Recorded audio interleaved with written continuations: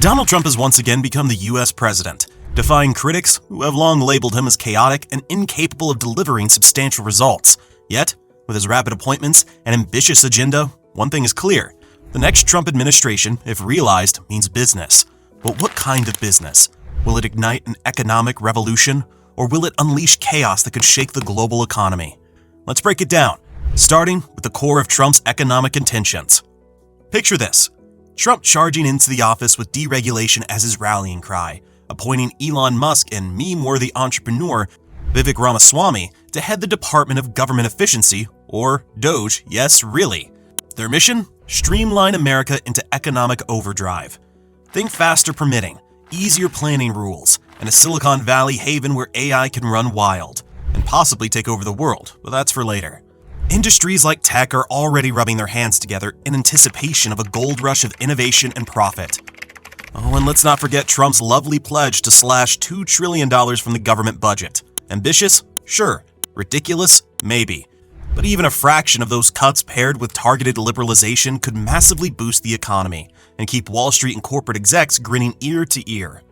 It's not all sunshine and robot overlords, though. Trump's hardline plans for mass deportation and sky-high tariffs could backfire spectacularly. Deporting millions, half of whom are critical to the agricultural workforce, would cripple farms and send food prices into orbit. Meanwhile, his proposed tariffs on Chinese goods, up to a jaw-dropping 60%, might protect some jobs but would also invite a nasty trade war.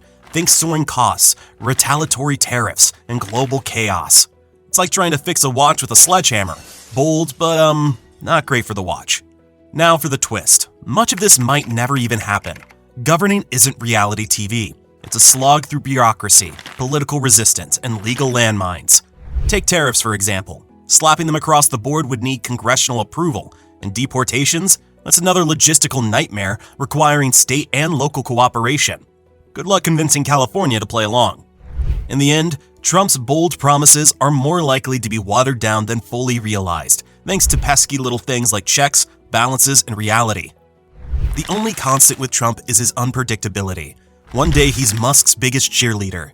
The next, he's throwing him under the bus. His policy moves often depend on what keeps the markets happy and his Twitter feed exciting. When it comes to immigration and tariffs, he might soften up the moment Wall Street starts screaming. After all, for Trump, a rising stock market is the ultimate scoreboard. Zooming out, the rest of the world might not have the same wiggle room. A stronger dollar, inevitable under Trump's economic plans, will crush developing nations with dollar-dominated debt. Mexico? It's stuck in the crosshairs of trade and immigration crackdowns. Europe? Get ready for NATO squabbles and tariff threats. And China, Trump's America First mantra, has his team aiming to dismantle China interdependence, a move that could ripple through every global supply chain like a seismic earthquake. So what's the world to do?